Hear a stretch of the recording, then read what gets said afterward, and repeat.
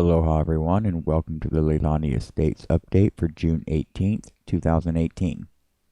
We have a few different things to discuss tonight in the update, so let's get started with Fissure 8.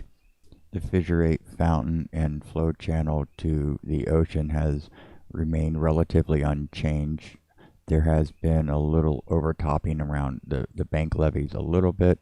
You can recognize these areas in the photograph as the little silver areas sitting just along the edge of the flow channel on top of the levee system. The lava flow front is rather wide at the ocean and is currently entering at a single point. This is creating an upwelling area offshore, and currently the lace plume is being blown onshore. Fissure 16 and 18 continue to ooze lava, but are not producing any significant flow. There has been some incandescent glows observed on Fissure 6 from the PG cam, mostly at night. There has also been some mild spattering observed and reported as well. So it looks like Fissure 6 is a little bit active. Both EPA air monitoring sensors for Leilani Estates are reading 0 parts per million for both sulfur dioxide and hydrogen sulfide gases.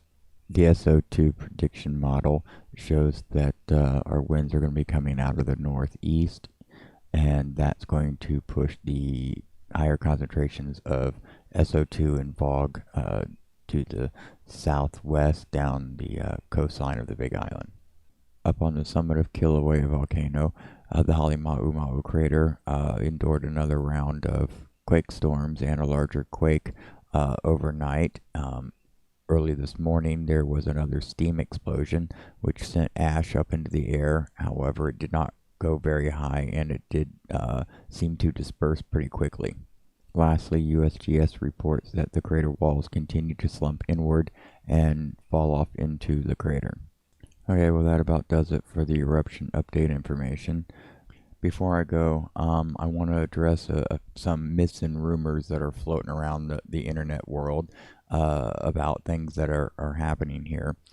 For example, one of the ones that I find a little bit more interesting is the olivine crystals falling from the sky.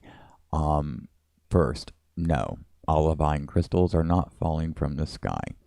Olivine crystals are produced when very hot lava interacts with seawater as it flows into the ocean and cools very rapidly. However, this is an explosive process, so any large crystals that are created tend to be shattered. Now, it's possible around the area of the ocean entry there may be little bits of olivine crystal being thrown slightly up in the air and falling down around that area, but there are no big gems falling out of the sky anywhere or anything like that. The next one I want to talk about is the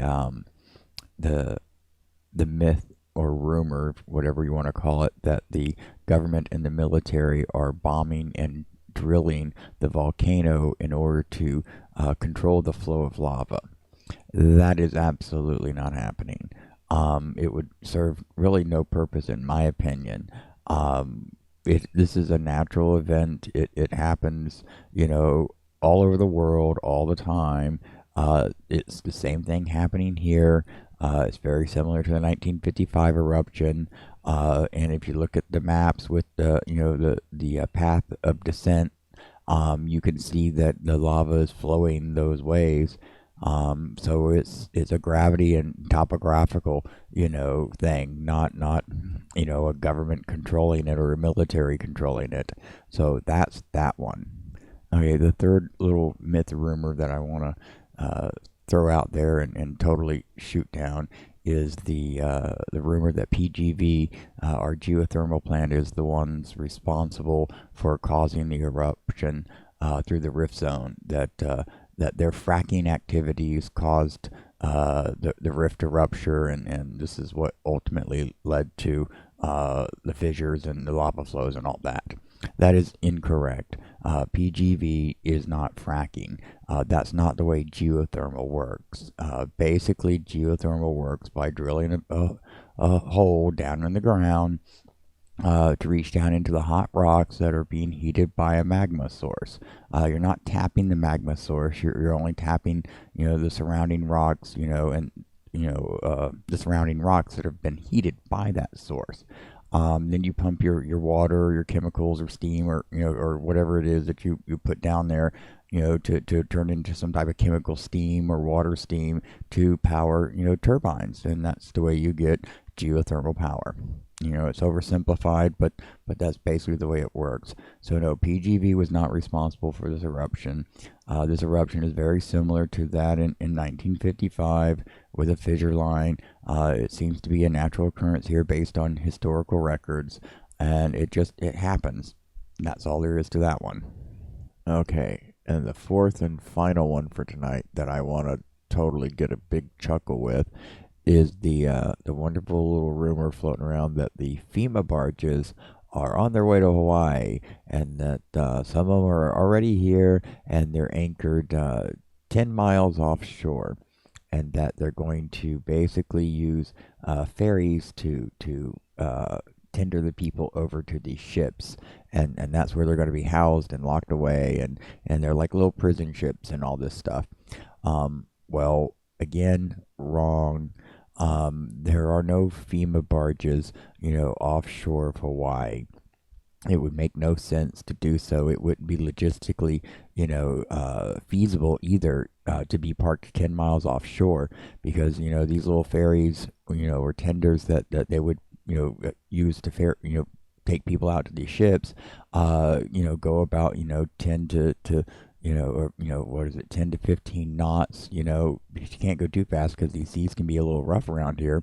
So, it could take anywhere from 30 to 45 minutes just to take a load of passengers out to the barge. And since, the passengers aren't getting off the barge, then the return trip would be, an empty boat just to go pick up more people. So, it would take an hour to transport maybe 30 or 50 people, to one of the barges. So no, there are no barges, FEMA barges.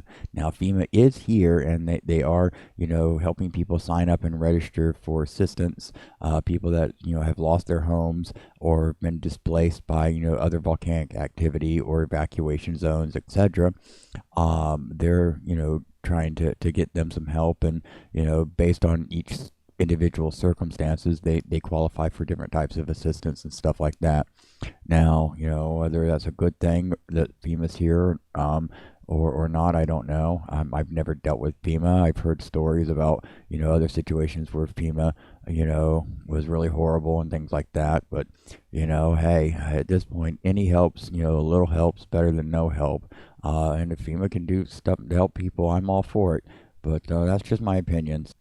With that all said, that wraps up this update for tonight. I appreciate all y'all hanging out and listening to my ideas and thoughts. Remember, I also have my still photos available on SmugMug. You can also follow me on Twitter, where y'all can, show me some of the things around where y'all live. I think Turnabout's fair play. Y'all have seen the volcano erupting in my backyard. Show me some of your favorite places around your town where y'all live. That'd be cool. Give me something to look at other than the volcano, So anyways, guys, thanks a lot. Don't forget to like, share, comment, subscribe, all that good stuff. This has been the Leilani Estates Update for June 18th, 2018.